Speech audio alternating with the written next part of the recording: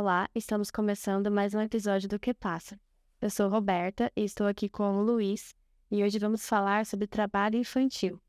E as convidadas de hoje são a professora Cristiane Sander e a professora Thalita de Melo Lira. Bem-vindas.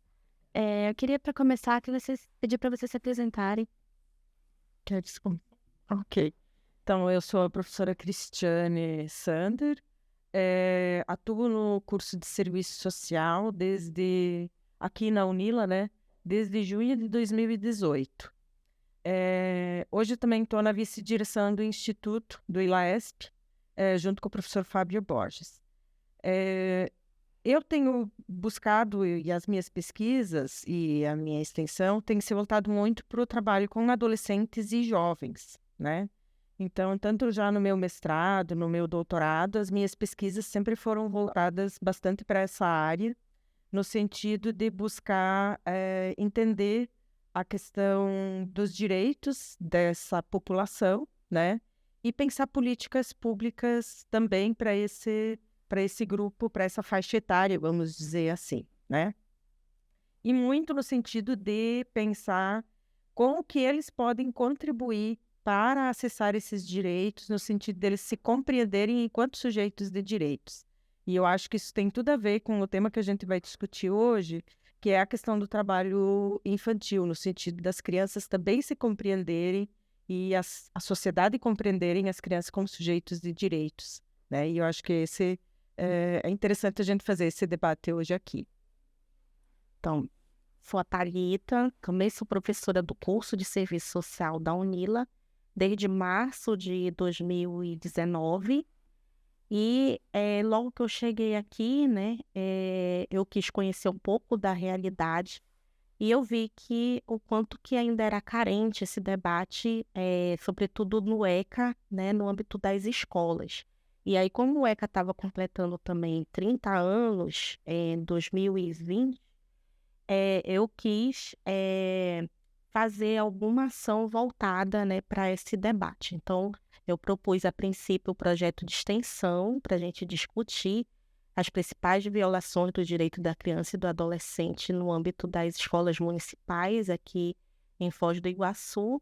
E aí a gente avançou um pouco na questão da pesquisa também, para entender um pouco da realidade, né? Então, o projeto, ele se dividiu em dois momentos. Primeiro momento com os professores, foi desenvolvido em 2 escolas aqui municipais, e no segundo momento com as próprias crianças, né, desenvolvendo oficina para elas se entenderem também enquanto cidadãos que possuem direitos e que devem conhecer esses direitos para poder reivindicá-los, não, então, né, desse sentido de instrumentalizar as crianças realmente para elas entenderem quais eram os direitos e deveres do ECA, né? Sobretudo, eu acho que a escola é um espaço bem privilegiado desse debate, né? No dia 12 de junho, a gente teve, então, o Dia Nacional e Mundial, né, do Combate ao Trabalho Infantil. E para a gente começar, eu queria perguntar para vocês o que caracteriza o trabalho infantil? Queres começar? Então, o trabalho infantil, ele é caracterizado, né, por desenvolvimento de atividades, né, da criança no âmbito econômico, seja ele recebendo ou não por essa atividade econômica, né? Então, é esse desenvolvimento dessa atividade econômica. E é claro que a gente vai verificar que tem diferenças, né, em relação a esse trabalho infantil, né? Como o Brasil é muito grande em termos territoriais, a gente vai ver que tem diferenças muito grandes, né? De acordo com o território, a gente vai ter características desse trabalho infantil de acordo com a região. Aqui na região sul, se dá de uma forma, na região norte a gente vai ter outras características, né? Mas a gente entende que é uma violação também desse direito dessa criança de ter um desenvolvimento pleno, né? Quando ela realiza uma atividade econômica, de trabalho, é uma violação e é uma violência contra essa criança, né? A gente entende, enquanto assistentes sociais, que é uma face da questão social que a gente precisa, sim, combater, a gente precisa entender, né, essa problemática, sobretudo, e a gente precisa intervir, né, para erradicar o trabalho infantil, né, no Brasil e contribuir de alguma forma para essa erradicação do trabalho infantil. E eu acho que complementando um pouco, né? Porque se a gente pensa até que idade, então, é considerado trabalho infantil, né? A gente tem várias legislações internacionais, inclusive, né? Que todo o trabalho, né? A utilização de crianças enquanto mão de obra, vamos dizer assim, abaixo dos 18 anos é considerado trabalho infantil. Mas tem exceções, até os 14 anos completos, vamos dizer assim, 13 anos completos, aliás, é considerado trabalho infantil. A partir dos 14, as crianças podem trabalhar desde que seja dentro da perspectiva da aprendizagem. Ou seja, elas têm que estar frequentando a escola e participando de atividades ou numa empresa, num espaço onde aquilo seja visto enquanto aprendizagem. E aí, dentro disso, ainda tem alguns trabalhos que são totalmente proibidos, né? Como o trabalho noturno, insalubres, né? Então, que vão prejudicar essa criança de uma forma muito mais ampla, no sentido da saúde física, da saúde psíquica, né? Então, tem todo um debate, né? Já foram criadas algumas legislações no sentido de proteger essa criança. E eu acho que é interessante a gente olhar, porque a própria sociedade ainda tem uma dificuldade muito grande no sentido de entender o que é o trabalho infantil, né? Então, quando às vezes a gente... E aí tem um preconceito, inclusive, com o próprio Estatuto da Criança e do Adolescente, quando se fala assim, no Estatuto só se prevê direitos, mas as crianças também têm que ter obrigações e responsabilidades. Então, e isso dificulta muitas vezes as pessoas a entenderem o que é o trabalho infantil, né? Então, o trabalho infantil é sempre quando aquela criança ela acaba sendo responsável por uma certa atividade, né? Que não caberia àquela faixa etária. Não tem problema nenhum da criança contribuir em casa, arrumar sua cama, lavar sua louça, limpar o seu calçado, organizar a casa, desde que isso não seja uma responsabilidade exclusiva dela, né? Então, ela pode contribuir, ela pode ajudar, porque isso também é processo de aprendizagem, né? Porque ela está aprendendo a se organizar na sua vida, no seu cotidiano, né? Então, e hoje a gente ainda tem um número altíssimo de crianças que estão desenvolvendo atividades. Muitas vezes elas podem até ser remuneradas, mas muitas vezes essas crianças trabalham e elas não têm remuneração. Então é pior, porque daí ainda é trabalho escravo, vamos dizer assim, porque ela nem é reconhecida enquanto um trabalhador no sentido de receber uma remuneração por aquilo que ela faz, né? Então acho que falta também uma conscientização no sentido da sociedade compreender o que é o trabalho. Porque muitas vezes você fala assim, é melhor a criança estar trabalhando do que ela estar na rua, né? Mas o que é estar na rua? Ela pode estar trabalhando na rua também, né? E eu acho que entra muito uma coisa que a Thalita também falou, além das diferenças regionais, também tem as questões socioeconômicas. Porque uma família com condições econômicas, ela não quer que seu filho faça um trabalho, né? Ela aquela criança, ela tem todo o tempo disponível para estudar, para fazer atividades em inglês, fazer balé, fazer não sei o quê, né? E a criança que é uma criança com menos condições econômicas, ela vai acabar trabalhando, né? Porque a gente fala que hoje a questão do trabalho infantil no Brasil, ele tem um recorte de classe, né? Porque sempre é o filho do pobre que está nessa condição. E também a gente vê que os dados apontam também para o recorte, inclusive, de raça, né? Porque é o filho do negro, muitas vezes, que está nessa condição. A maioria, né? Então, a gente vê, muito perceptível isso, né? E, como a Cris estava falando, é muito naturalizado hoje, né? Ainda hoje, né? Em pleno século XXI, a gente vê que é muito naturalizado. Às vezes, a sociedade, é difícil de ela compreender que, às vezes, aquele filho, aquela criança, ela está nessa condição de trabalho infantil, de reconhecer o trabalho infantil, né? Então, a gente tem que ter... Por isso que é importante a gente debater e ver que é importante políticas públicas, né, que sejam eficazes para a gente erradicar, né, esse trabalho infantil. A professora Cristiane falou sobre legislações a nível mundial, né, a respeito do trabalho infantil. Eu queria saber como a legislação brasileira trata isso. Você quer? Pode ser, né? Então, em âmbito internacional, a gente vai ter aí, né, a legislação como as conferências, a OIT, que é a Organização Internacional do Trabalho, né, que tem uma convenção que, de certa forma, ela foi muito importante, inclusive para as legislações brasileiras, né, que é a 182, a Convenção 182, que também institui ali uma série de normativas voltadas aí para a questão do trabalho infantil. E no âmbito do Brasil, a gente vai ter ali, sobretudo, a Constituição Federal, né, de 1988, que também já vai ali no capítulo 37, Artigo 7. artigo 7, ela também já vai ali direcionar o que se entende por trabalho infantil. A gente vai ter o ECA, né, de 1990, que também ali nos seus artigos 60 a 69, também vai dizer o que é, né, quais as formas de trabalho infantil, né, e também as punições em relação a esse trabalho infantil. E a gente vai ter alguns decretos também, né, que vão instituir.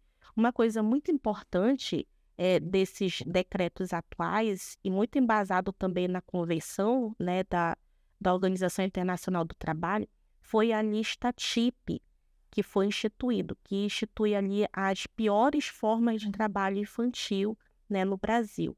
E atualmente a gente tem 93, né, tipos de trabalho considerados os piores tipos de trabalho infantil. E dentro dessa lista você tem a categoria, né, e e o que incide sobre a saúde daquela criança, né?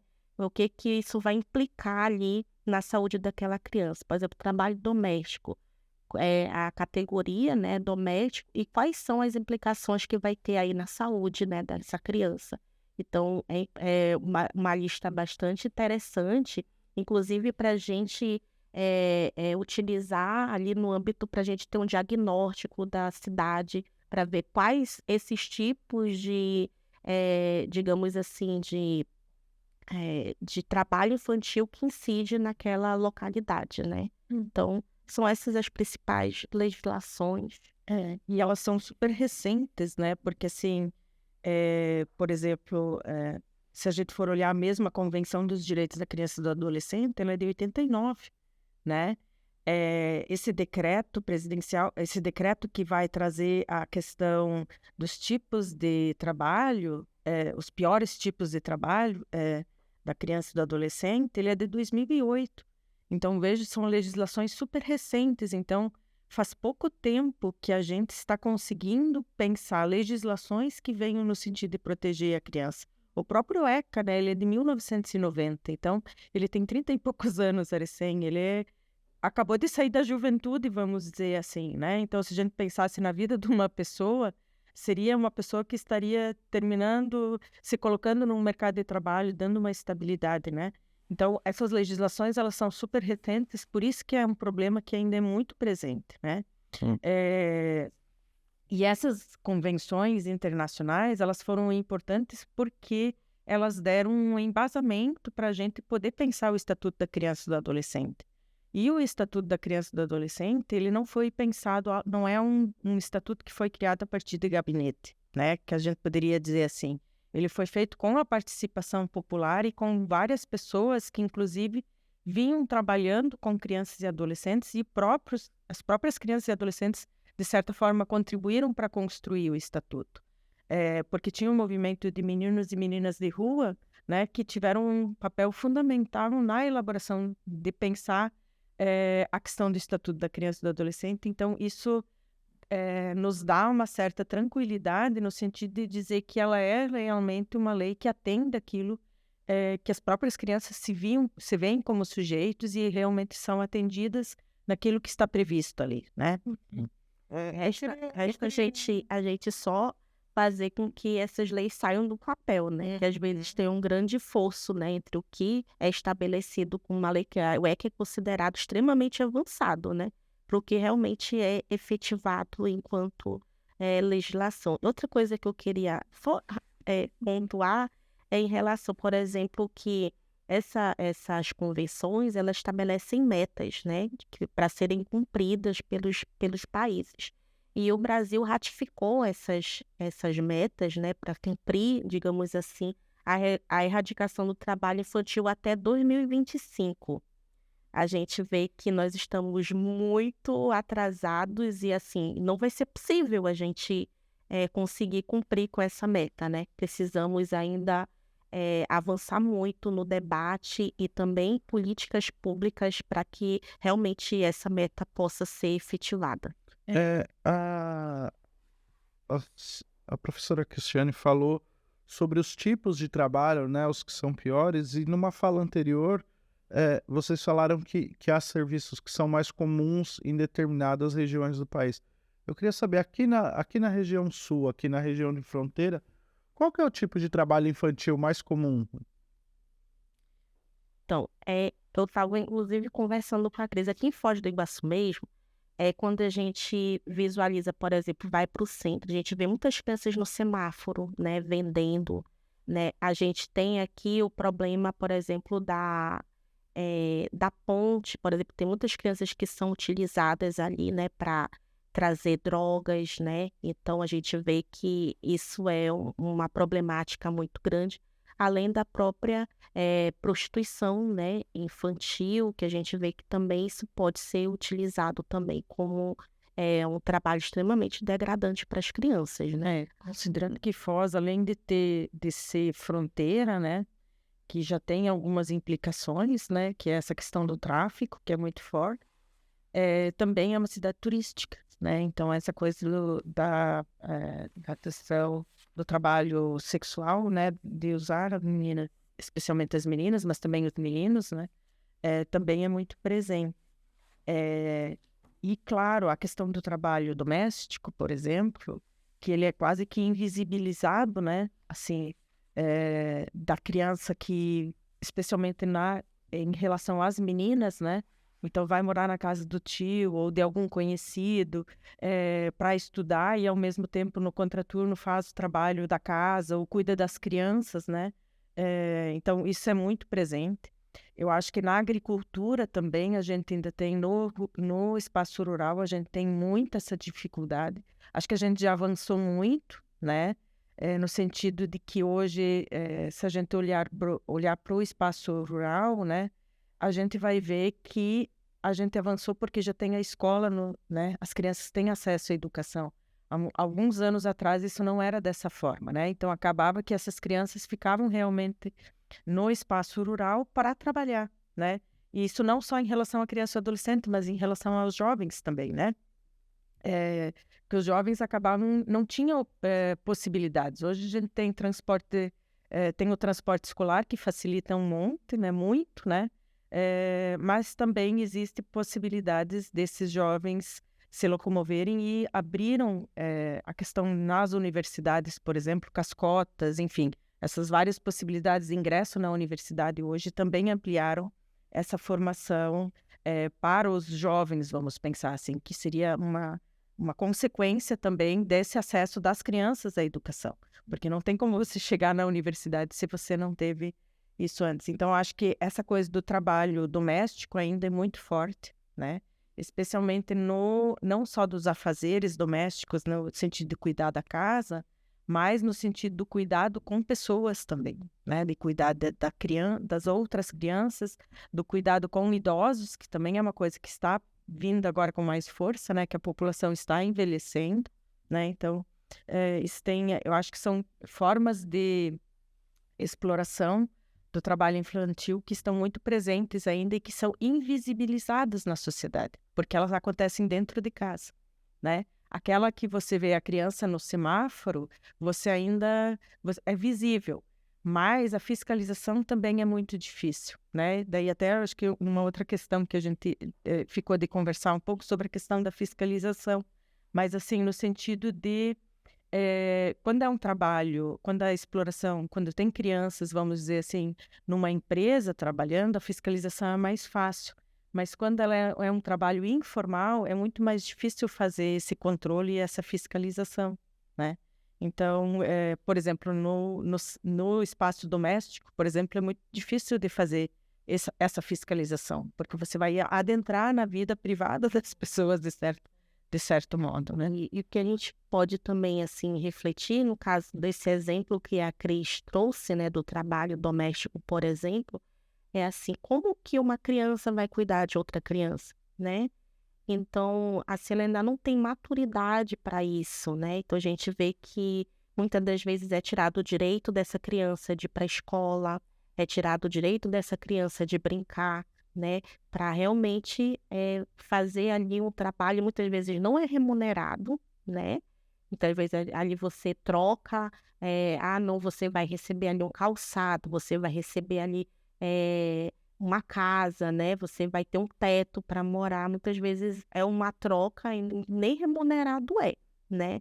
Então é realmente invisibilizado e a gente minimiza, digamos assim, os danos que isso traz para a vida e para a saúde dessa criança. Muitas vezes psicológica também, porque muitas dessas crianças nesse ambiente interno da casa, elas são também vítimas ali de também exploração sexual, né? Enfim, então a gente tem que ver todo esse lado também. E aí eu acho que até vou aproveitar e trazer um dado, né? Porque se a gente... Ok, nós estamos falando... Mas que número que nós estamos falando de crianças, né? Então, tem um dado que é de 2019, que esses dados também estão defasados, né? Mas, assim, o dado mais recente que a gente tem, de 2000, que é da Pesquisa Nacional de Amostra de Domicílios, né? Que tinha 1,8 milhões de crianças e adolescentes de 5 a 17 anos em situação de trabalho infantil. Ou seja, é um número muito alto, né, que representa 4,6% da população. Né? Esse dado, ele traz um recorte de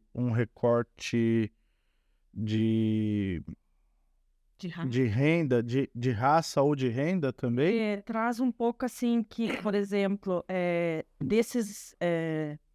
da maioria desses trabalhadores infantis, então, eram meninos, 66,4%, negros, 66,1%, né, que é aquilo que a Thalita estava falando antes, né, e 21,3% estão na faixa etária de 5 a 13 anos.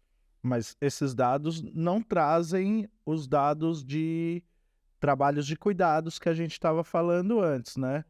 Porque eu acredito que se a gente for trabalhar, então, com o trabalho de serviços de cuidado, o número de mulheres, de meninas, aumentaria exponencialmente. O que a gente sabe é que tem muitas subnotificações, né? Que são, assim, se for olhar, esses dados são dados, digamos assim, que foram reconhecidos, né? Mas, assim, e as subnotificações? Isso aí pode triplicar, quadruplicar, e realmente, gente, dependendo da forma ou do trabalho, isso tem diferenças entre meninos e meninas, né? Um dado que tem aqui é que dos afazeres domésticos, na faixa dos 16 e 17 anos, tinha 76%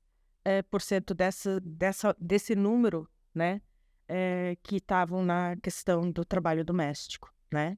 Então, e é uma coisa assim que é tão naturalizada, porque aí também entra a questão da sociedade ter consciência, né? Porque se você vê, quem que denuncia, né? Porque é aquilo que eu falei antes, quando você tem uma fiscalização numa empresa, ou vamos pensar na agricultura também, no agronegócio, né? Ou, que você tem uma certa fiscalização, né?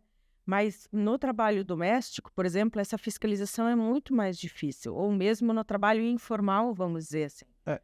Por isso que eu fiz essa pergunta, se há um recorte de renda, porque assim, eu como leigo, observando essa situação, me parece que as famílias com a renda mais baixa, os meninos vão trabalhar fora. Quando a renda aumenta um pouco, Então, as meninas trabalham dentro de casa.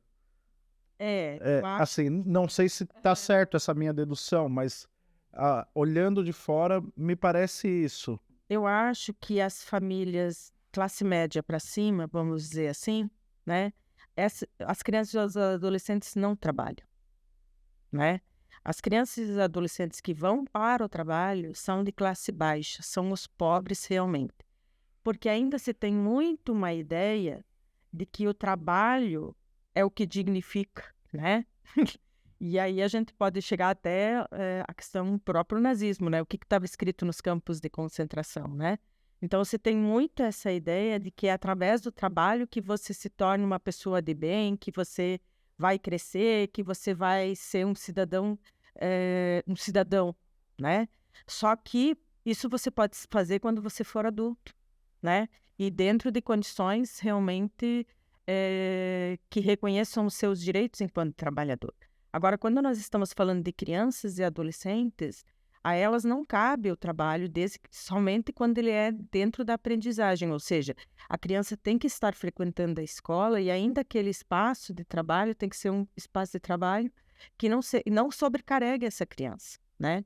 Então, o que acontece? Que muitas dessas crianças que acabam indo para o trabalho, né, seja na rua, seja na carvoaria, ou seja, coletando, ou seja, no campo, muitas vezes elas desistem, daí a gente vai olhar as consequências disso, né? Ou elas deixam de frequentar a escola, ou quando elas frequentam, elas não têm qualidade nessa educação, porque elas não têm condições, não estão na mesma condição de uma criança que não está trabalhando, né? Então, até eu estava conversando com a Thalita antes, por exemplo, eu levei muito tempo para reconhecer que eu vim de uma situação de trabalho infantil, né? Eu tinha 10 anos, frequentava a escola e depois da minha aula eu ia direto na casa de uma família cuidar das crianças, com 10 anos. Eu nem tinha condições de cuidar das crianças. Inclusive, criava vários conflitos com as crianças porque eu queria brincar, né? Porque eu era uma criança. Então, a minha família até hoje, meus pais, acho que não veem isso como um trabalho infantil. Por quê? Porque aquilo era o processo, era para aprender, era para ter o seu dinheirinho, para poder comprar as suas coisas, e a gente via dessa forma, né? Mas os impactos que isso teve, ou talvez poderia ter tido, talvez não teve, porque eu tive outras formas de conseguir lidar com isso, por causa de um contexto familiar, etc. e tal, que a gente era uma turma de crianças em casa e aí a gente ia se ajudando, mas muitas crianças desistem da escola, repetem ano, né? Então, é muito difícil a sociedade reconhecer que a criança não é para trabalhar, né? Inclusive, foi um avanço, né? Eu acho que na legislação brasileira, a gente reconhecer que a criança é um ser em desenvolvimento e que precisa realmente dessa proteção, né, da família, do Estado, para que ela tenha esse pleno desenvolvimento, né? Então, se ela é um ser em desenvolvimento, tem certas atividades que ela não está apta para desenvolver, né? Tanto que, por exemplo, o Ministério da Saúde, ele lançou um dado que diz que as crianças, elas sofrem até 6 vezes mais, digamos assim, relacionada à questão acidentes de saúde, né, acidentes relacionados à questão do trabalho, mais do que o adulto, né? Ou seja, porque ela não está apta para desenvolver, muitas vezes, quando ela manuseia determinados equipamentos bem maiores do que ela, muitas das vezes, não está apta para desenvolver aquela atividade, né? E acaba realmente ela sendo vítima ali, né? Mais uma vez vítima, na verdade. Exatamente. Ainda nessa questão do impacto na vida dessas crianças, né, que estão ali submetidas ao trabalho infantil, em relação à aprendizagem, quais outros impactos que podem acontecer e como que elas podem superar isso? Eu acho que tem a questão da saúde, né? A saúde física e a saúde mental, eu acho que é um impacto, né? Porque claro que isso também depende muito do tipo de trabalho que essa criança vai desenvolver, né? Por exemplo, tem a questão dos acidentes de trabalho, né? Que essas crianças estão muito mais sujeitas. Como pensar um trabalho físico, que é um trabalho pesado, então isso pode ter consequências físicas nessa criança. Muitas vezes, inclusive amputações, né? Porque a criança sofre um acidente, ela perde um membro ou ela quebra um membro e daí não tem acesso à saúde, etc. e tal. A questão da saúde mental, né? No sentido de que isso vai ter um impacto e aí isso também pode mudar muito, mas o sentimento de inferioridade, né? E eu acho que uma outra questão que é muito forte também é que reproduz o ciclo de pobreza, né? Porque aquela criança ela vai ficar em desvantagem, vamos dizer assim, em relação àquela outra criança que não estuda ou que não trabalha, desculpa. Então, ela vai ficar sempre, porque muitas vezes ela abandona a escola, né? Ou ela tem uma educação, ela fica repetindo de ano, e aí ela fica naquela defasagem faixa etária com a série, né? E aí ela acaba não se sentindo mais dentro do seu contexto de faixa etária, e isso tem um impacto na saúde mental também daquela criança, e também faz com que ela sempre fique com trabalhos que não levem ela a sair daquela condição, né? Então, se reproduz aquele ciclo de pobreza, né? E elas não conseguem sair daquela condição, nem ela, nem as suas... E muitas vezes essas crianças já são filhos de pais que viveram essa condição, né? Então, não dá para a gente simplesmente dizer que os culpados por essa condição são os pais, né? É uma questão social e é uma questão que a sociedade tem que se preocupar. O Estado tem que entrar e pensar políticas públicas, não só para aquela criança, mas para aquela família dentro daquele contexto, né? Para justamente quebrar esse ciclo. É por isso que a gente analisa, né, enquanto assistentes sociais, que o trabalho infantil, ele é uma face da questão social e a gente analisa, por exemplo, dentro de uma sociedade capitalista, que é dividida por classes, né? Então, sempre a classe que vive do trabalho, né, muitas das vezes que é penalizada, né? Que realmente, e a classe que usufrui dessa riqueza, né, que é produzida pela classe trabalhadora, ela acaba realmente sendo bem beneficiada, né? Enquanto a classe trabalhadora precisa aí, muitas das vezes, enfim, as suas crianças levadas a essa condição de trabalho infantil, né? E quais que seriam as principais causas para o trabalho infantil? Por que ainda a gente está nesse contexto? Porque nós ainda estamos numa sociedade capitalista. Então eu quero estender a pergunta. Diante desse cenário, a meta de erradicação do trabalho infantil é uma utopia? Então, a gente, assim, pensa muito na questão mesmo da justiça social, né? A gente só vai ter, digamos assim, o trabalho infantil erradicado quando a gente tiver igualdade de oportunidade para todos, né? O filho do pobre, o filho do rico tiverem as mesmas possibilidades, né? Então, a gente fala muito, nós vivemos numa sociedade democrática, né, onde a gente fala em equidade, onde a gente fala em democracia, mas será se estamos tendo as mesmas oportunidades? Será se a gente pode falar realmente de equidade no Brasil? Será se a gente pode falar em justiça social, né?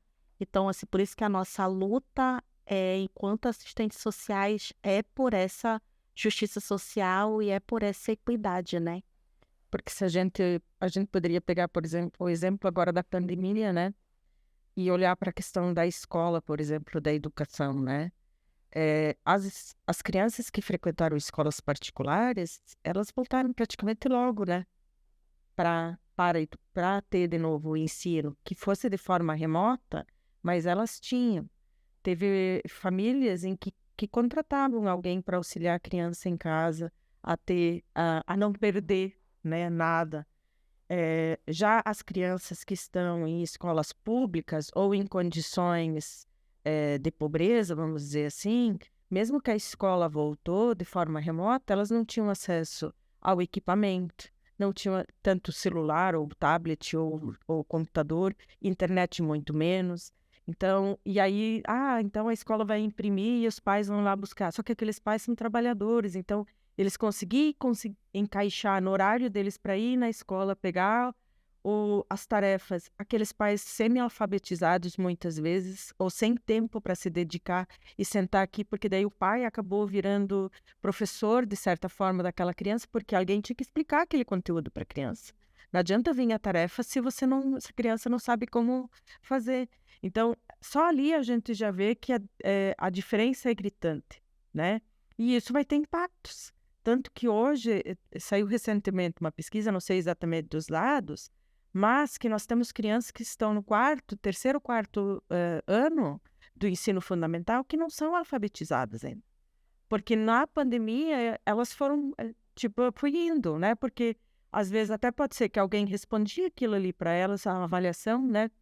Então, isso é um impacto. Só que como que a gente vai recuperar isso, né? Como que a gente vai auxiliar para que essas crianças agora sejam realmente alfabetizadas? Isso demanda recurso público, demanda pessoal para fazer isso, mas também demanda muito das famílias. Porque a gente tem que pensar que essas crianças são filhas, esses pais são trabalhadores, né? Então, essas mães, e aí ainda a gente vai ter as mães solo, né, que vão ter que dar conta de vários papéis, né? Isso tudo tem impactos, né? E aí o que acontece? Que muitas vezes essas crianças perdem o interesse pela escola, porque a escola também não vai ao encontro daquilo que é a necessidade delas ou daquelas angústias que aquela criança tem, né? E as famílias, porque hoje é muito fácil a gente dizer assim, é culpa dos pais. Não, é uma condição social que aquelas famílias vivem, né? Então, é muito mais amplo do que você olhar só e pensar, os pais têm que... Isso cabe aos pais fazer, isso cabe à escola. Ok, mas quais são as condições que os pais têm, né? Então, isso... Desenvolvendo um projeto de extensão, né? Lá na escola, a gente pôde dialogar um pouco com os professores e eles colocaram um pouco das suas angústias, né? E, de fato, assim, as consequências da pandemia na escola, na educação, ela é devastadora. E eles ainda estão entendendo todo esse processo, né?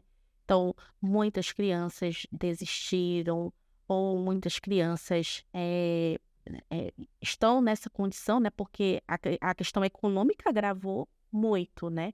A gente não tem dados recentes, por exemplo, a última pesquisa de 2019, sobre esse aumento, né, desse trabalho infantil no contexto pandêmico e pós-pandêmico, né? Então, a gente não tem esses dados atualizados. Então, a gente sabe que cresceu, mas quanto cresceu, ninguém sabe. E é claro que a escola, ela foi muito marcada por conta disso, né? De não ter professores, talvez, né? Aliás, ninguém estava preparado para isso, né? Então, claro que a escola também foi bastante penalizada. Eu queria aproveitar essa fala sobre a falta de dados, né? Porque normalmente é a fiscalização que traz dados precisos para a gente. E eu queria entender como funciona a fiscalização do trabalho infantil no Brasil. A professora falou que há uma dificuldade do trabalho doméstico, de se fiscalizar o trabalho doméstico. Mas como funciona a fiscalização do trabalho infantil no Brasil e quais as dificuldades, né, dessa fiscalização? Porque eu imagino que se tem uma criança trabalhando num sítio que é da família dela, como a pessoa que vai fazer a fiscalização vai conseguir fiscalizar isso, porque a família provavelmente vai esconder esse dado? Como funciona?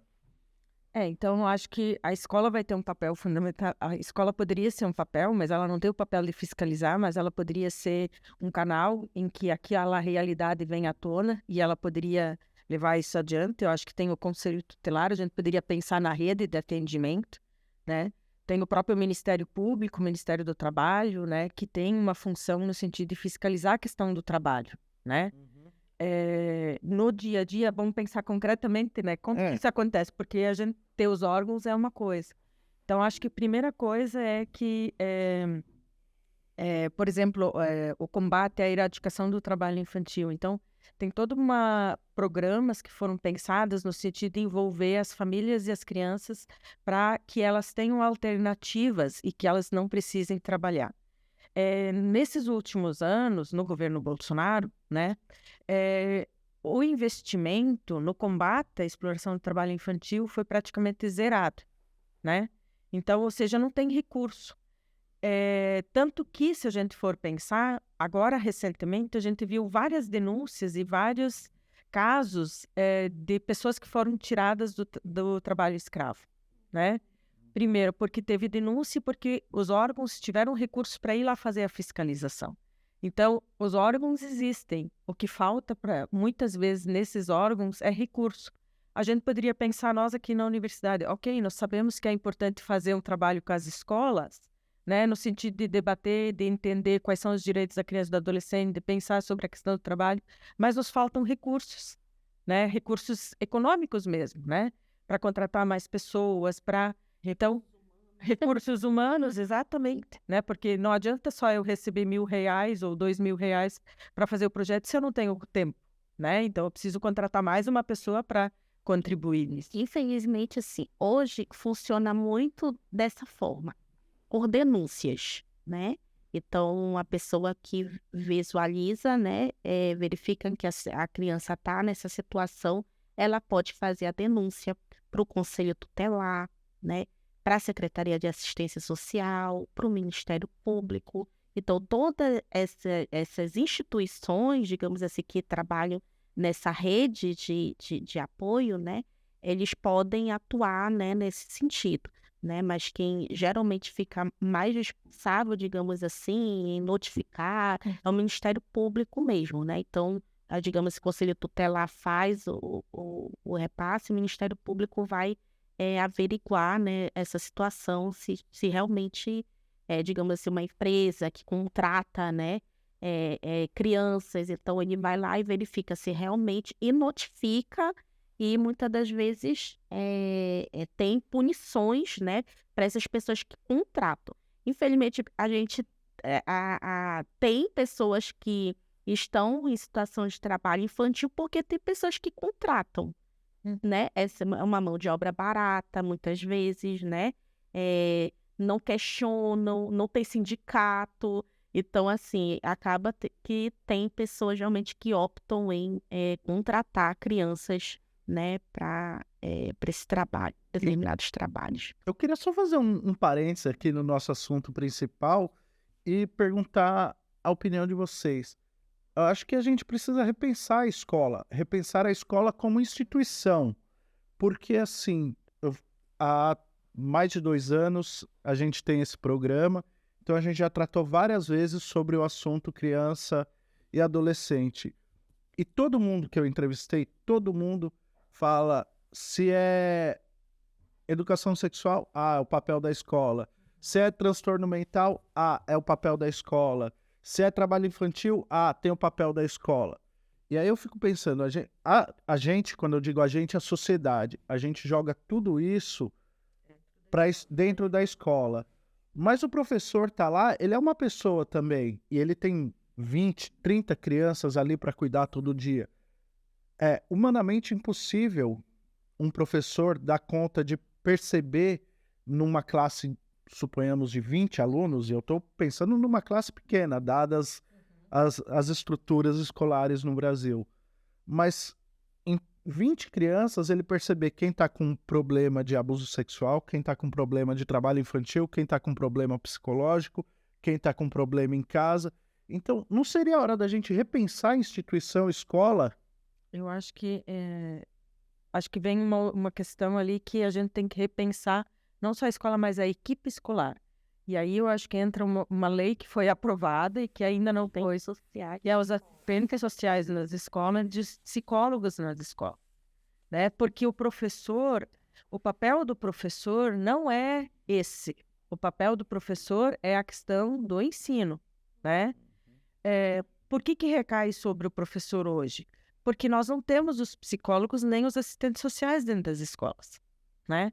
Com exceções, por exemplo, hoje na prefeitura tem assistentes sociais, na Secretaria de Educação tem uma distribuição por território que eles ficam, mas qual é a grande função que eles têm? É olhar a frequência escolar.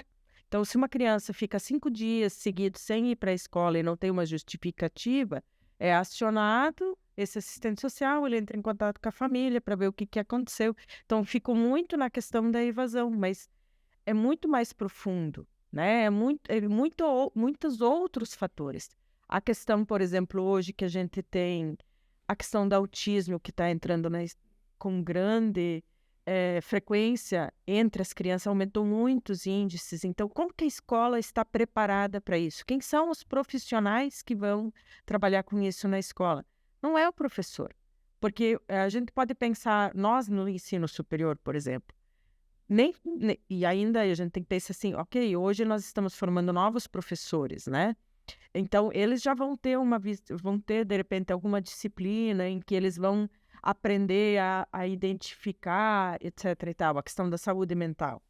Mas a maioria dos professores nem teve uma formação com esse olhar, né? Então, vai ser aquela coisa assim, aquele aluno não se interessa. Vai identificar tipos de violência, né? Então, assim, não tem uma formação específica, né? Muitas das vezes é o professor que vai buscar por conta própria mesmo essa formação, né?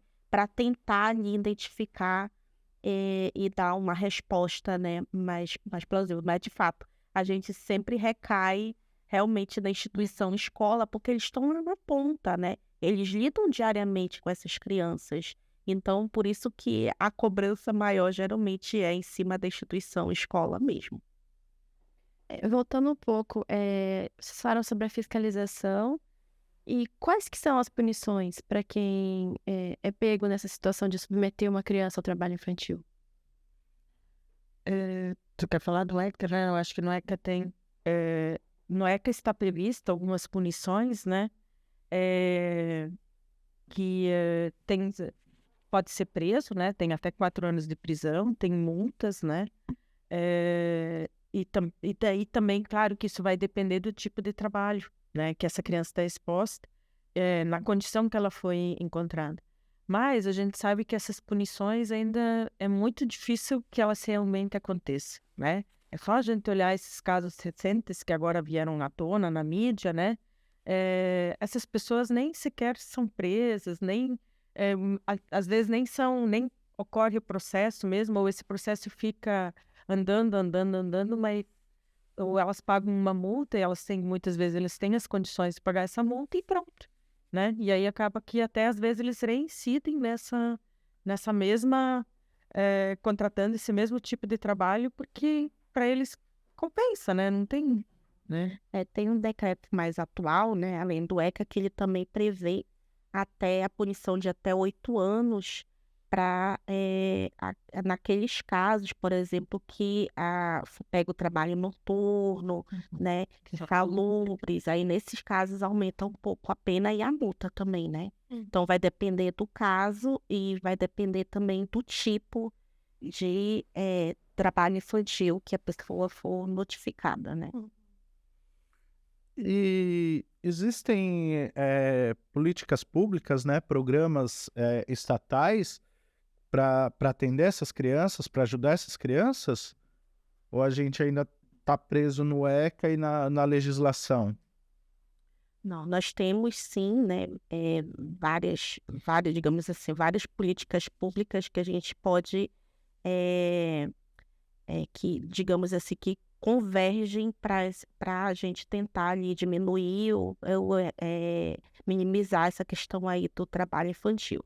A gente tem o PET, né, que foi criado em 96, né, o PET, e que em 2005, com a questão da criação do SUAS, né, que é o Sistema Único de Assistência Social, ele foi incluído, então, como um dos programas a ser viabilizados, então, né, pelo SUAS.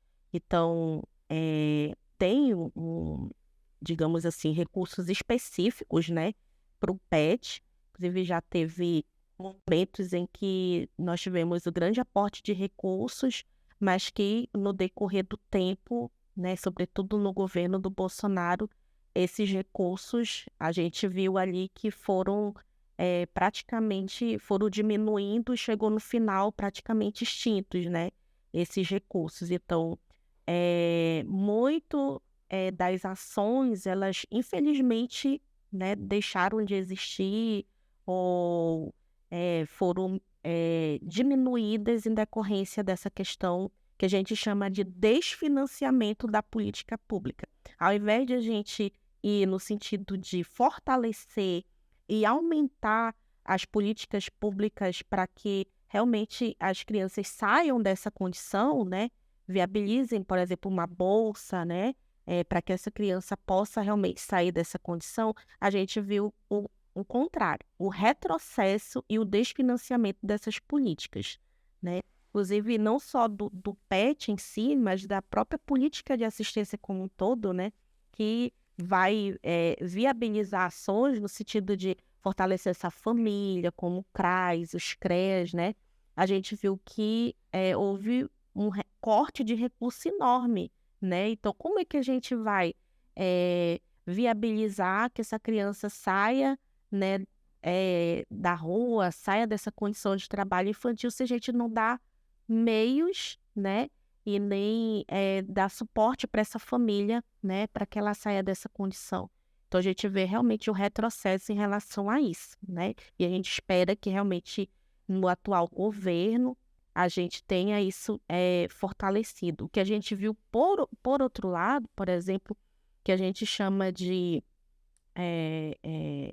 um acordo, né, tripartite entre estados, entre governo federal, estados e municípios, para que eles pudessem fortalecer essa política de cada ente federativo, eles iam dar um aporte de recurso para que fosse fortalecida essa política pública específica para a erradicação do trabalho infantil, e o governo, ele não, digamos assim, ele não atualizou essa política, né? Ele não assinou, e aí é que a gente chama, não pactuou, né? Não foi, o pacto federativo foi quebrado. Então, não tendo metas, ficou a cargo de cada município estabelecer o quanto que daria, ficou a cargo de cada estado ver o quanto que daria para viabilizar essa política. E muitos municípios não viabilizaram absolutamente nada, né? Em 2021, nós tivemos o Ano Internacional de Combate ao Trabalho Infantil. E a gente viu que muito poucas ações foram feitas porque não tinha recurso para viabilizar absolutamente nada, né? Então, a gente deu uns passos para trás, digamos assim, fazendo uma análise assim, das políticas públicas, ao invés de a gente avançar no sentido de realmente aumentar as bolsas, aumentar o aporte de recurso, aumentar ações para fortalecer essas famílias, a gente deu um passo para trás no sentido de que não fortaleceu, né, essas políticas públicas. Então, muito desses recursos, que eram ações que anuais, digamos assim, foram para emendas parlamentares. Então, a gente viu o aumento dessas emendas parlamentares e ficou a cargo de cada deputado, de cada senador, viabilizar dentro dos seus territórios, né, dos seus, te chama, né, dos seus estados, viabilizarem recursos a seu bel prazer, né? Então, muitas das vezes o que a gente visualizava é cada prefeito indo lá com pires na mão para tentar viabilizar algum recurso para fazer nos seus municípios. Então, a gente realmente viu um retrocesso e um desfinanciamento dessas políticas voltadas para o combate à erradicação do trabalho infantil. Eu acho que aqui em Foz tem, pensando um pouco assim também nessa coisa da aprendizagem, né? Tem o programa que é de iniciação e incentivo ao trabalho, que a Itaipu financia, né? Inclusive, ela financia aqui no Brasil e financia no Paraguai também, né? Que trabalha com adolescentes de 15 a 17 anos. Então, eles frequentam a escola e eles têm algumas atividades no sentido de... e eles recebem uma bolsa para isso, né? Hoje, quem desenvolve aqui, em grande medida, é a Guarda Mirim, né? Aqui em Foz. Então, são algumas iniciativas que a gente tem, né? O próprio Centro da Juventude, onde eu tenho um projeto de extensão, tem um programa que é do governo estadual. Ele não vem no sentido da erradicação do trabalho infantil, mas ele contribui, porque ele trabalha com adolescentes, né? Então, mesmo que talvez o objetivo dele inicial não seja esse, pensar na erradicação do trabalho infantil, ele contribui, porque é os agentes de cidadania, né? Então, eles são adolescentes, jovens e adolescentes, que eles também recebem uma bolsa e eles participam de formações, de oficinas, que o meu projeto de extensão trabalha, essas oficinas com esses adolescentes, e eles têm que desenvolver um projeto com alguma iniciativa, pensando na questão da cidadania, né? Então, indiretamente, ele acaba combatendo o trabalho infantil, né, e adolescente, porque eles têm um recurso onde eles se mantêm, eles estão num processo de formação, vamos dizer assim, né, no sentido deles terem aquilo que a gente chama de uma ocupação, né, que seja no contraturno escolar. Mas era um pouco a meta do PET, né? Que fazer com que essa criança no contraturno ela pudesse participar de atividades, né? Seja elas culturais, né? Sociais, enfim, para que ele pudesse realmente desenvolver, né? Esporte, né? E, digamos assim, ter uma bolsa para que pudesse viabilizar, né? Essas atividades. Então, E eu acho que o serviço de convivência e fortalecimento de vínculos também, que é do SUAS, né? Ele, mesmo que as crianças não tenham uma bolsa, mas elas têm um espaço para ficar. A gente não quer dizer, não trabalha com a ideia de contraturno escolar especificamente, mas é um espaço para que ela possa conviver, né, e fortalecer vínculos. E isso é muito importante também porque aqueles pais, por exemplo, dessas crianças, são pais que estão trabalhando, então é um espaço para a criança estabelecer vínculos, né? E geralmente são vínculos próximos ao seu local de residência, que é muito importante também no sentido dela ter esse vínculo comunitário, vamos dizer assim, né? E isso, né, faz com que ela permaneça ali, que ela não fique na rua, né? Vamos dizer assim, mas que ela tenha esse espaço garantido. Então, acho que o SUAS, a política da assistência social, o Sistema Único, ele vem no sentido de fortalecer para que a gente indiretamente, ou mesmo até diretamente, a gente poderia pensar, combate a questão do trabalho infantil, porque cria possibilidades da onde essas crianças possam estar, né? E ao longo dos anos, é possível observar uma diminuição desses índices de trabalho infantil com a existência desses programas, dessas ações? a gente viu, por exemplo, dos dados que a gente tem, né, referente, por exemplo, de 2000 a 2006, a gente viu que teve uma redução grande, né? Mas a gente não tem, por exemplo, dados atuais, que a gente possa comparar se realmente teve uma redução ou não, que a gente entende que houve ou foi um aumento, né, dessas crianças em situação de trabalho infantil, né? Mas a gente não tem os dados atuais que a gente possa. Que a gente não vai atingir aquela meta, né? Que a gente estava falando antes dos objetivos do desenvolvimento, né? Justamente por isso, né? Uma, pelo desfinanciamento que a gente fala, né? Mas a gente não tem dados concretos, porque não foi feito um levantamento, porque também não tem financiamento para fazer o levantamento, né?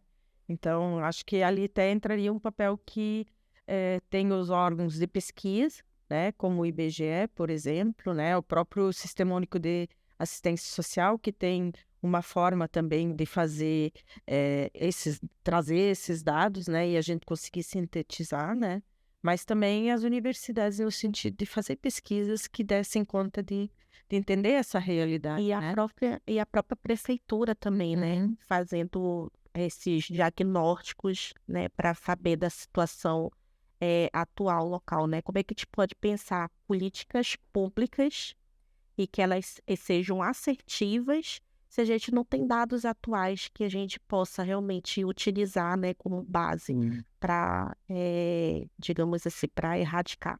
Nós não temos dados.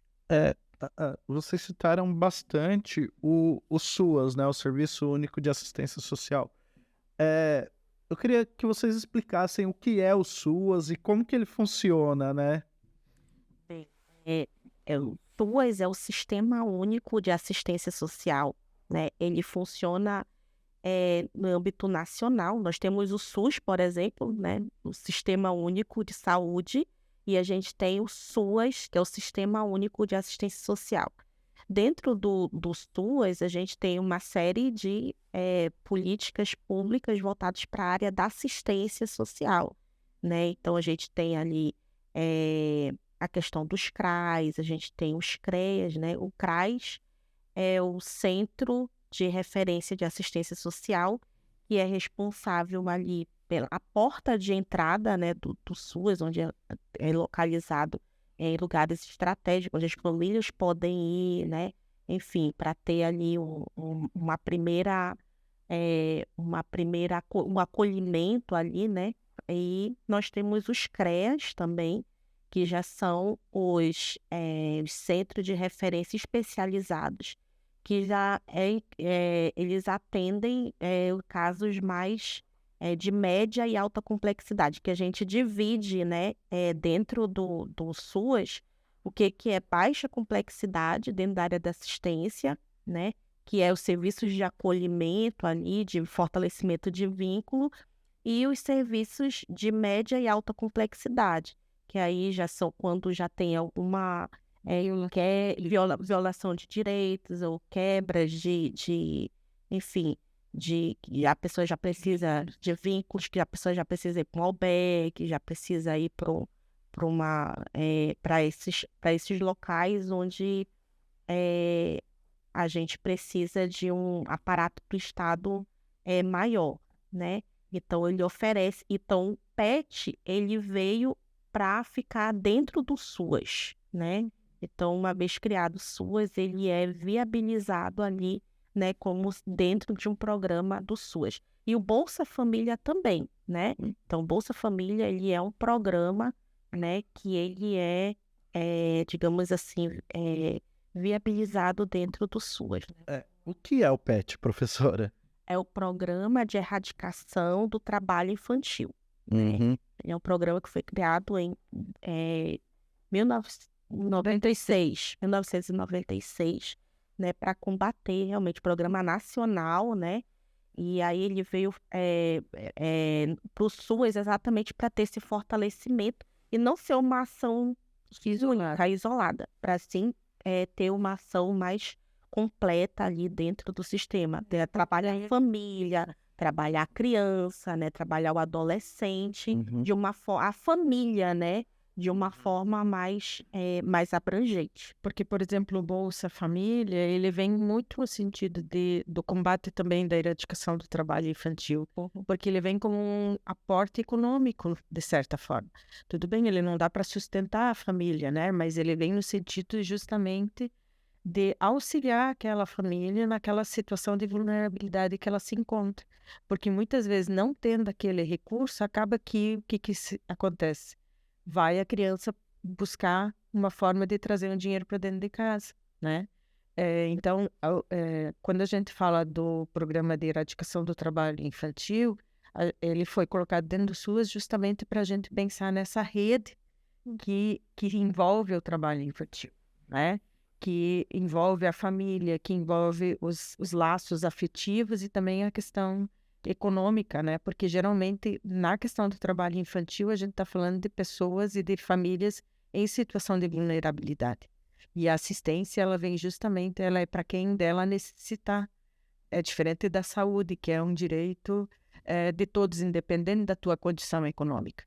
E a assistência, ela já tem como critério atender aquela pessoa de baixa condição econômica. Vulnerabilidade social, né? Vulnerabilidade social e econômica. Exatamente. E cabe ali, né, o financiamento, por exemplo, do SUAS. Ele também é dividido, né? Por exemplo, do aporte federal, tem um aporte estadual para viabilização das ações e o aporte municipal. Então, o que a gente chama de tripartite, né? Então, é uma política viabilizada por todos os entes aí para poder realmente colocar em ação todas os programas e, enfim, né? São planos, programas e projetos dentro do SUAS. Então, quando a gente fala em como o Brasil deveria atuar para eliminar o trabalho infantil, seria para fortalecendo esses programas, né? Exatamente, exatamente, né? Um aporte robusto, né, para realmente que essas políticas públicas elas possam ser fortalecidas, né? Como eu falei, né? A questão também de a gente sempre, quando assistentes sociais, a gente sempre briga muito por essa justiça social, né? Sentido realmente de ter uma sociedade mais justa, mais igualitária, e aí sim a gente consegue erradicar, né, o trabalho infantil. Inclusive tem uma luta muito grande, né, que a assistência ela tenha um orçamento fixo, né, garantido por lei, né. Então, é que hoje nós não temos, Não né. tem. Nós Então, temos muda o governo conforme a sua disponibilidade, seu interesse, ele coloca dinheiro, né. Nós temos o aporte mínimo, por exemplo, já garantido independente do presidente que entrar, tem um aporte mínimo ali, né? Para a saúde e para a educação. A gente não tem para assistência. Então, de acordo com o presidente que entrar, a gente vai ter aí, como a gente teve, né? No caso do Bolsonaro, que realmente foi uma catástrofe para a área da assistência social, né? Então, o que ele pôde cortar de recurso, ele cortou. Então, inviabilizou muitas ações em decorrência disso. E essa população que é atendida pela assistência também é, em grande medida, a população que mais sofreu as consequências com a pandemia, né? Então, é um impacto muito grande, realmente. Só para eu entender, o SUAS, ele não está dentro do SUS, ele é um ente separado. É um ente separado. É o sistema É um sistema separado, né? ao SUS, mas ele é voltado para assistência social, né? A gente tem ali a Seguridade Social, dentro da Constituição, a gente tem a saúde, a previdência e a assistência, né? Então, a gente tem ali o SUS voltado ali para atender a saúde, e foi criado o SUAS para atender a assistência social, para viabilizar os projetos na área da assistência social, né? Como uma política pública, né? Que até então, antes da Constituição, a gente não via assistência como uma política pública.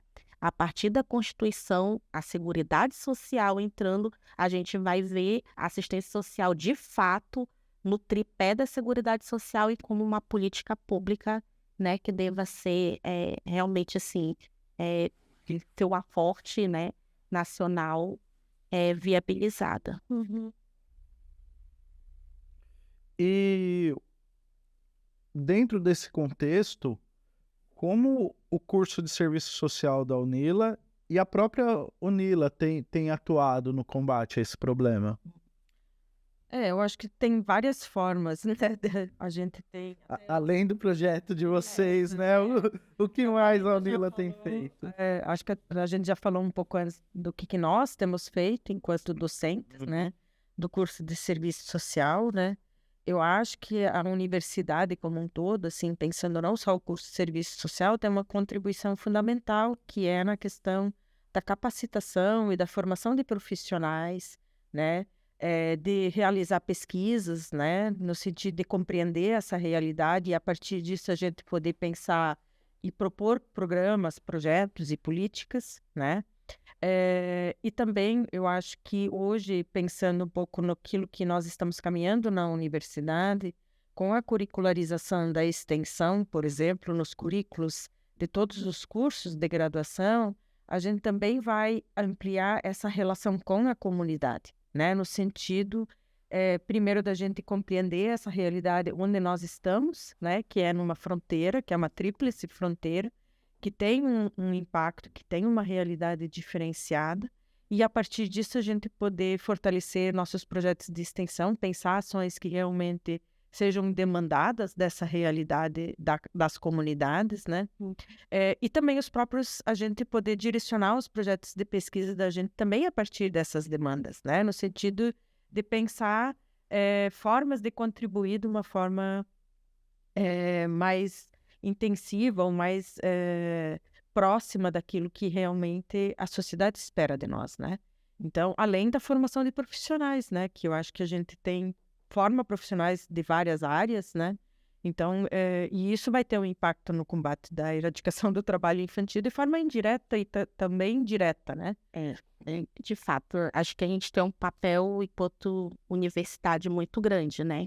Um papel social, né, na região que a gente se encontra muito grande, né? Aqui em Foz do Iguaçu, por exemplo, é uma das cidades do Paraná que mais possui, né, crianças em situação de trabalho infantil, né, na tríplice fronteira. Então, a gente tem um papel importante aqui nesse contexto, né? Eu acho que pensando um pouco no projeto de extensão que nós realizamos, que a Cris também foi a coordenadora adjunta, a gente vê assim, o quão importante foi, né? Pensando na avaliação que foi feita do projeto. A gente fez em 2 escolas e trabalhamos primeiro a questão com os professores, com o debate, para eles entenderem, né, qual era digamos assim, os direitos da criança e do adolescente no contexto mais geral do ECA, e no segundo momento com as crianças. E como foi importante para elas se reconhecerem, né, enquanto realmente pessoas que têm direito, que têm deveres, e reconhecer o que é um trabalho infantil, reconhecer o que viola os direitos dela enquanto esse ser em desenvolvimento. Foi muito importante. E eu gostaria muito assim, de ampliar para mais escolas, né, que a gente pudesse ter esse debate de uma forma mais ampliada. Mas, infelizmente, a gente não tem, como a Cris falou, nem recursos humanos e nem recursos financeiros para a gente, muitas vezes, ampliar de uma forma maior. Mas eu sei que foi muito bem avaliado esse nosso projeto de extensão. E quanto curso, como a Cris falou, a gente tem feito muita coisa, né? Não só dessa parte de formação, porque muitos dos nossos alunos vão trabalhar na ponta, né, viabilizando as políticas do SUS na ponta ali, né, trabalhando realmente para a erradicação desse trabalho infantil ou nas suas consequências ali, né? Então, a gente tem discutido, debatido em sala de aula com os nossos discentes. Então, esse é um tema que está sempre em voga, né, na sala de aula, mas também em eventos acadêmicos científicos, né, que a gente tem debatido. A gente tem apresentado os resultados de pesquisa, a gente tem apresentado os resultados dos trabalhos de extensão desenvolvidos. Tem outros professores também que já, como a professora Claudiana, que já fizeram cursos, né, para um público bem abrangente também da política de assistência social. Então, assim, acho que a gente tem feito bastante coisa e dialogado também com outros cursos, né, que a gente sabe também que trabalham e desenvolve também pesquisa e extensão também nessa área, né? Então, curso de políticas públicas, relações internacionais, que a gente sabe que também tem desenvolvido bastante ações dentro dessa temática. Então, acho que quanto instituição a gente tem feito um pouco, né? Eu sempre penso assim, quanto que a gente poderia fazer mais, né? Avançar mais no debate, né? Entender um pouco melhor essa realidade, até para a gente propor políticas públicas condizentes com a realidade e que elas sejam, de fato, eficazes, né? E acho que a universidade tem um grande papel nesse sentido, né? De estar direcionando, de estar mostrando, apontando dados da realidade. Então, acho que a gente tem contribuído muito nesse sentido. Que legal. Bom, para a gente encerrar, eu queria saber se vocês teriam mais alguma questão que faltou abordar sobre esse tema do trabalho infantil. Não, eu acho que, só para fechar, assim, eu acho que é um tema que é um grande desafio, né? E é um tema que tem que ser debatido na sociedade, né? Assim, no sentido das pessoas compreenderem o que é realmente trabalho infantil, e fortalecer justamente esses espaços, né, que vêm no sentido de combater, né, e que vêm trazer alternativas para aquelas famílias, né, e não jogar a responsabilidade nem para a escola, nem para a família, mas é um problema social e que tem que ser combatido e tem que ser compreendido pela sociedade, né. Então, acho que esse é um grande desafio. Ainda temos muito que avançar, porque é uma violação do direito da criança que tem um impacto para o resto da vida dela, né? Então, é claro que tem muitas pessoas que olham assim, eu trabalhei quando era criança e olha, né, não virei vagabundo. Tudo bem, mas talvez é uma exceção, né? Então, acho que não dá para a gente ter esse olhar, né? Criança não trabalha, criança não namora também, né? Eu acho que a gente pode juntar as duas coisas, porque não é isso, não é função, não cabe à criança esses papéis, né? Então, acho que a criança tem que estudar, tem que ter acesso à saúde, tem que poder brincar, tem que ter o lúdico, porque é uma fase que você não tem como recuperar. Trabalhar, você pode trabalhar o resto da sua vida, né? E a infância é um momento que é único, não tem como você recuperar a infância. Aquilo que você perdeu ali, você perdeu. E ela é fundamental porque é ali que a gente forma a capacidade ética da criança, o desenvolvimento cognitivo, psíquico, motor, é tudo ali naqueles primeiros anos de vida daquele ser, né? Então, acho que a sociedade tem que realmente priorizar a criança na sociedade no sentido de dar as condições daquilo que ela realmente cabe a ela naquele momento. A Cris falou bastante coisa. Eu, para acrescentar somente, né, eu diria assim que esse é um tema que tem sido muito pouco debatido, né? Diria até se tem um papel muito secundário nas discussões, né? Pouco a gente visualiza assim os debates, muitas das vezes, até mesmo como eu falei, termo de aporte de recursos sempre é uma política secundária, se dá para tirar recurso ou se não viabilizar, porque sempre é visto dessa forma, né? Como algo secundário que não deve ser priorizado, né? Que como se não tivesse grande importância. E a gente vê que realmente a gente está falando do futuro do país, né? Então a gente tem que realmente cuidar das nossas crianças, né? Fazer com que elas tenham realmente essa infância assegurada da melhor forma possível, né? Então, que sejam desenvolvidas da melhor forma possível, que seja um momento realmente... Isso tem que ser viabilizado por todos, é o papel de todos. Acho que como é o papel da família, é o papel da escola, é o papel da universidade, é o papel de todos enquanto cidadãos, né? A gente tem que assegurar realmente um melhor futuro para nossas crianças. E se a gente fala que ainda tem 1.700.000 crianças em situação de trabalho infantil, é uma vergonha para todos, né? Então, eu acredito que a gente tem que debater mais, a gente precisa falar mais, dar visibilidade para essa temática, né? Para que, de fato, a gente compreenda assim, a grandeza, né? Que é realmente esse problema, né? E a gente consiga, de fato, falar em erradicação. Senão a gente nunca vai falar em erradicação se a gente não compreende o que é e a gente não sabe das dimensões que esse problema tem, né?